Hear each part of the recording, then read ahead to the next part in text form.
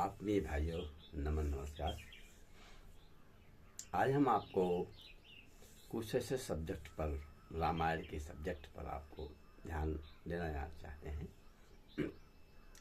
जो रामायण में मंथरा शब्द एक है, मंथरा नाम की एक कुबेरदासी के नाम है। आज मैं उसको बताऊंगा आपको कि वास्तव में तुलसीदास ने तो मंथरा लिख दिया, लेकिन उसका अर्थ लोग टीका जो है गलत ले लिया। वास्तव में पूरे अवध प्रांत में जितने मनीषी ऋषि जो भी थे, कुछ लोग मिल करके विचार किया कि रावण का राज्य बढ़ रहा है, अयोध्या ले लेगा। विचार विमर्श हुआ। उसमें एक शब्द है मंत्री। मंत्री का अर्थ है सलाहकार, और एक शब्द है मंत्र। मंत्र माने सलाह। और कई मंत्रियों के सलाह को मंत्रणा कही जाती है।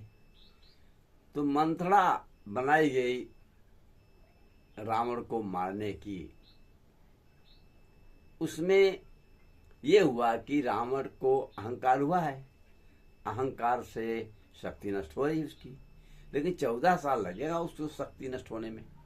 14 साल के पहले अगर राम बिहार और मध्य प्रदेश की जितने भी उसकी खुफिया हैं उनको मार दे, उनकी छोटी छोटी सेनाएं हैं जगह जगह, यहाँ तक कि जो नासिक में पंचवटी में जो खरदूषणा तो भी है, उनकी सेनाएं थी। इन सबको राम मार सकते हैं, लेकिन संयम रखें। तो संयम का मतलब पति पत्नी व्यवहार ना करें, तब उसको कहते हैं सन्यासी जीवन।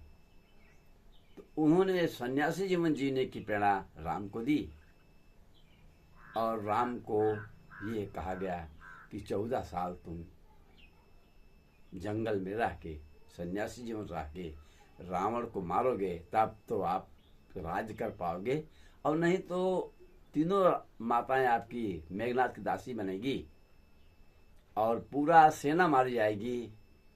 आप में से भी कोई मारा जा सकता है, बंदी बनाया जा सकता है।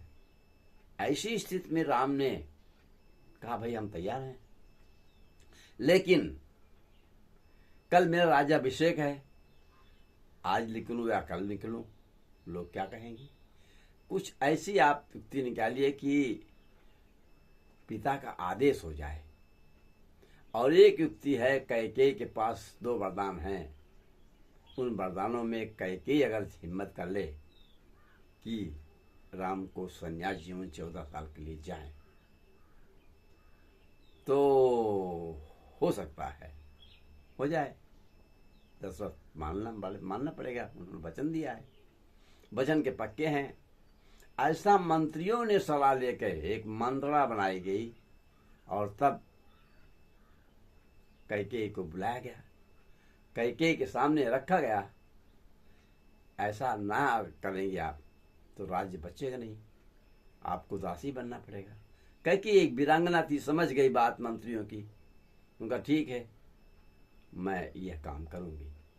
राम तो मेरे सबसे प्रिय हैं, और पहले राम ही राजा बनता था, बड़ा लड़का ही राजा बनते थे।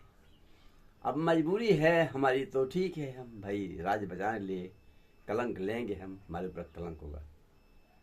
लेकिन सब मंत्रियों ने ये कहा कि राम चले जाएंगे जब, तो हम लोग सब फिर दशरथ के साथ एक मंत्रा बनाएंगे, बताएंगे कि ऐसे किया गया है, तो दशरथ मान लेंगे। हालांकि वो बात हो नहीं पाई। तो उन्होंने जो है राम को बुलाया। राम ने कहा ठीक है, हम तैयार हैं। तो हमने एक कविता के माध्यम से आपको इसको बताऊंगा। रामायण की भाषा में ही एक कविता के रूप में मैंने इसको लिखा। एक बार दशरथ दरबारा, मंत्री लोगों ने किया विचारा, लंकापत रावण एक पापी, अपना राज्य बनावे व्यापी, अवधपुरी को लेना चाहा, मंत्रियों में हो गई हाहा।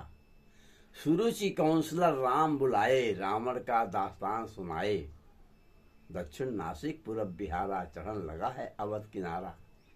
14 बरस राम तब करिए, अवध राज तब ही बच पइहें, रहन गांव अन्न न खावें, कंद मूल जंगल में खावें, तो राम ने कहा तब को मैं तैयार सहरसा आंधी गर्मी सर्दी वर्षा जो पितुमातु आदेश पही हैं 14 बरस सफल तप हुए करो तैयार माता कैकेयी बचपन प्यार से मुझको सही बनी मंत्रणा मंत्रियों की चरण पड़ी कुबरी दासी की पत्र भेज कैकेयी बुलाए अपनी मंत्रणा सबने गाए सुनो महारानी अवध बचाओ राम लला तक को पहुंचाओ लंकेश अवधई को घेरा तारकासुर बिहार में डेरा अनय विनय कीन सब कोई आज्ञा दी पर आंसू रोई नाम लई कैकेयी वरदाना राम लक्ष्मण सीता रवाना प्रथम रात तमसा तटवासा योग कवि का जहां निवासा दूसरा रात धुपाप में जाई अरण्य निवासी भाग्य बनाई धीरे धीरे पहुंचे सुरसर तीरा केवट भाग्य बनाए रघुवीरा चित्रकूट मंदाकिनी तीरा लग गई डुबकी निर्मल लीला। इस प्रकार से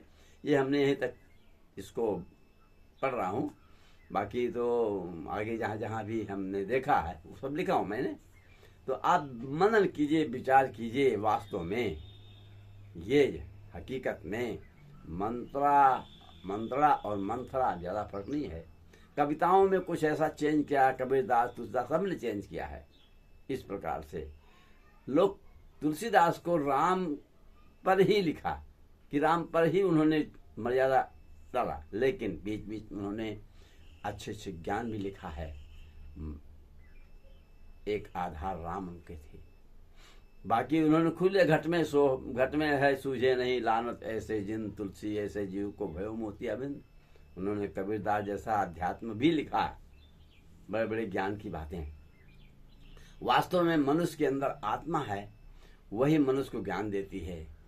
वही महान आत्माएं, महात्मा और परम आत्मा ऐसे सब जो हैं, यही मनुष्य को डायरेक्शन देता है। जो भी ज्ञान देता है यही देता है। जो भी आजकल विकास हुआ है, मनुष्य की परम आत्माएं ही बन करके ज्ञान दी है, समझी विज्ञान दी है।